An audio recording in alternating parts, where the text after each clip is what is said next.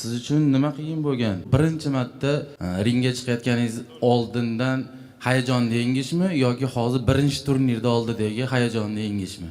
To'g'risini aytsam, undan ko'ra jang qilganim yaxshi edi.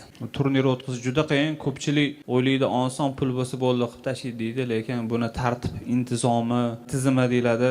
Hamma biladi, qonun qoidasini qo'yish, ishchilarni joyiga qo'yish, sahna orqasidagi komandani boshqarish juda qiyin. Har bitta bayisi ko'ngliga qarashingiz kerak. Hozir ko'pchilik sportchilar o'rganib qolgan, slabiy raqib yo bo'lmasa vesini, boshqasini o'zining injurligini, xarakterini ko'rsatadi. Bu ligiga juda shu narsa o'rgatib qo'yishgan. Lekin UFC'da unaqa narsa yo'q. Raqib beradi, oladi. Vez o'sha normativ ko'rsatishingiz kerak. Ko'rsatmadingiz, Assalomu alaykum, xayr bo'ladi. Bu intizomlarni qilish juda qiyin. Mana oxirgi bir haftadan beri praktik komanda bilan uxlamayapmiz. Ertalab 6 gacha o'tirib, ishlab, kim nima ish qiladi, bo'sh qiladi. Mana u sportchilarni o'zi ko'rib, даже sportchilarni правильный питаниyasigagacha harakat qildik, shunaqa UFC'dagi bo'lishiga. Ertaga bolalar nima, qancha kaloriya ovqat yeyapti. Ertaga shu yegan ovqatini vesini ziganat qila oladi, qila olmaydi, shuni yo'nalishlargacha e'tibor berdik. Xudo xolasa, yo'lga tushib olgandan keyin oson bo'ladi deb o'ylayman.